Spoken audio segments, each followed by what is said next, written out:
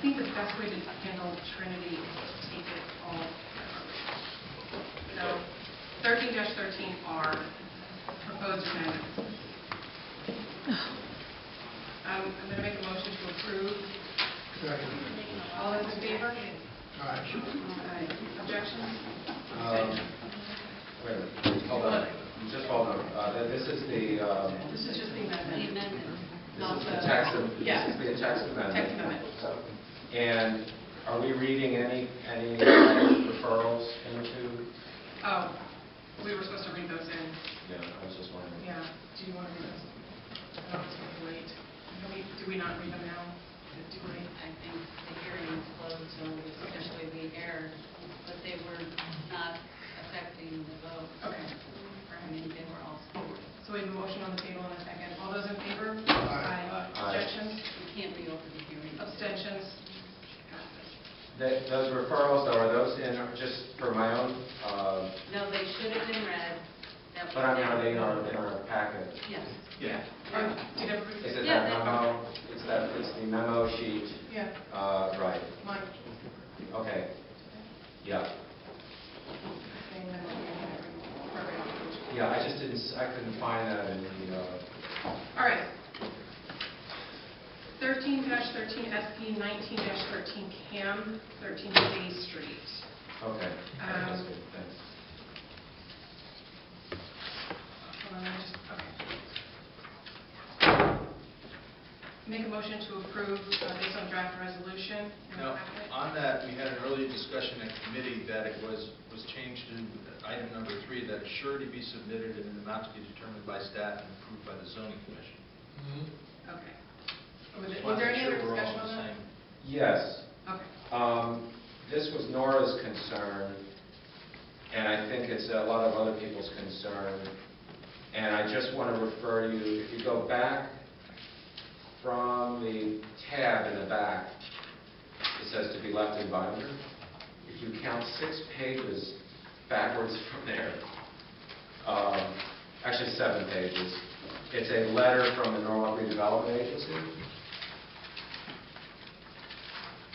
November 22nd? Yeah. Yes, November 22nd. It says, it has Dory's handwriting on it, Trinity, Washington Village at the top, Norwalk Redevelopment Agency. On the second page, which is actually 6 pages from the binder, if we all have the same binder, which that includes the minutes. That second page of that letter, the second paragraph from the bottom, kind of near the top, it says, thus, a conditioned approval seems a logical approach for the Commission to take, if so inclined, as the developer's public financing through the Connecticut Department of Housing is intended to also be conditioned on the city NRA improvements being implemented. That's referring to the public improvements in the streets, and that we were required. So this is from the redevelopment agency, and they are saying that it is actually the Connecticut Department of Housing is intended to condition on the city NRA for the public improvements being implemented. And then the next paragraph, I hope this letter provides the Commission with the information necessary regarding the Day and Raymond Street improvements and their relationship to the plan under review. Clearly, the project and the improvements are aligned, and the public improvements are a condition precedent to the development closing on certain aspects of its public financing with the state and to it ultimately being constructed. This is just wording that supports the fact that the state financing is dependent on the public improvements being completed before they give the financing. So not only is our own condition, not only is it our own conditions, it's actually the state financing condition that's requiring the public improvements to be done.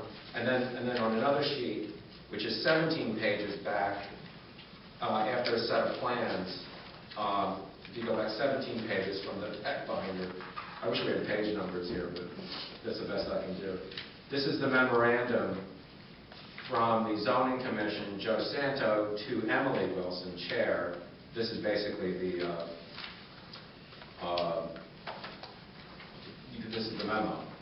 it says off-site public improvements. The plans show a variety of off-site public improvements, including raising the grade of Raymond and Day and extending Day Street as a one-way street that are needed for the project to move forward. However, these improvements are not currently funded.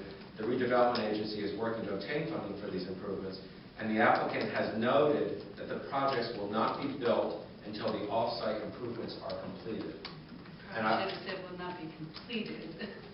So they actually are supposed to be simultaneous. Maybe I just worded it. Will not be built until the off-site improvements are completed.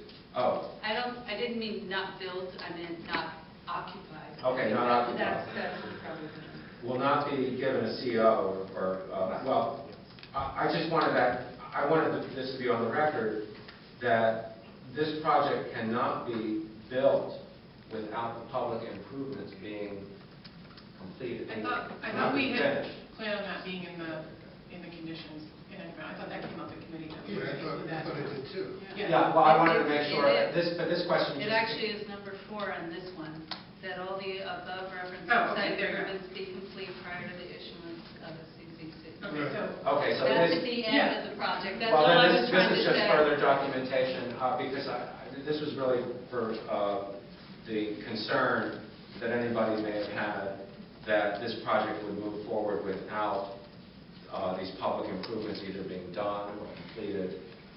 It's a condition of financing. Absolutely. It's a condition of our number 4, and it's a condition that's in our memo. And you've got it in condition 3 too. So Yeah. it's basically protecting the public that these things will be funded, and then of course it'll be determined by staff surety upon the approval of the commission, which is important. But all of the concerns about the public improvements and who's going to pay for them, et cetera, will be determined at a later date by the commission. Once we have all the engineering drawings back, we will have another discussion about that, and then the surety will be determined. Are there any other conditions that we wanted to tweak or add in? It sort of covered all of our I think discussion. We had talked about, oh, that's a different one. No, What was that, sir? We're talking about the flood work, but that's on the last That's- one. yeah. Yeah, I don't see any other, no, as long as that surety determined by staff as Right. subject to the So we have a approval. motion on, and it's been seconded. All those in favor? All right. Aye. Objections? Abstentions? Okay. Moving on to 14-13 SP, 20-13 CAM, 20 A Street. So we've got the draft resolution. Make a motion to approve based on the draft resolution. Second. Okay, do we have discussion on this one? And that one also had the change and approved by the zoning commission on item number 4. Correct. And it has both the language of both the improvements that has to be completed prior to it. Yep. Okay. Any other changes, additions? All right. All those in favor? Aye. Objections? Abstentions?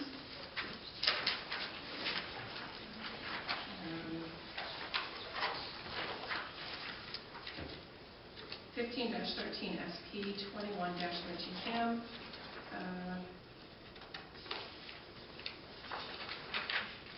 Raymond Street. Okay. Draft resolution, I'd like to make a motion to approve. Okay. Any discussion? Same thing there on number 4, we have and approved by the zoning commission. Correct. And at committee, there was discussion on item number 8. At the end of the line, we say that this work shall be included in the above referenced surety. Right. Was there any other? I have just one comment I want to just put in the record that Dory had found planning concepts that New York City had done on resilient planning, and I had found them coincidentally at the same time because they're brand new. And this project fulfills flood resilient design, which is what New York City is doing, or all communities are doing now, all over the country. But in flood zones where the land is valuable and you're in an urban environment, you can't just stop development in a flood zone. So what you do is you do resilient buildings, and all of the features that New York City had adopted in their planning concepts for resilient design were actually addressed by this project in terms of its ability to recover quickly from a major flood event. And so I wholeheartedly support this project for replacing Washington Village, obsolete housing project where families are living in a space smaller than an average two-car garage in a suburban home, less than 400 square feet. We have families living in mold-infested, flood-prone apartments. This is a humanitarian project as much as anything else, and fulfills the need for affordable housing, and I think will be a vibrant project. The controversy over the public improvements, I think, can be resolved as the project progresses and the engineering comes through, that those issues can be addressed in the normal processes that we have. So I'm just saying that because I'm going to vote for this project. Have already voted for it, but I wanted to get that on record. All right, all those in favor? Aye.